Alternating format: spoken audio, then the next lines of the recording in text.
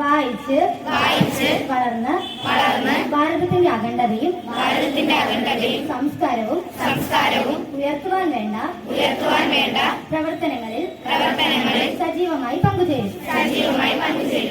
തീവ്രവാദത്തിനും മതമൗലികവാദത്തിനുമെതിരെ 1995 June 19 PN Panicker അന്തരിച്ചത്. അപ്പോൾ അദ്ദേഹത്തിന്റെ ഓർമ്മയ്ക്കായി 1996 മുതൽ ജൂൺ 19 വായനാ ദിനമായി നമ്മൾ ആചരിക്കുന്നു.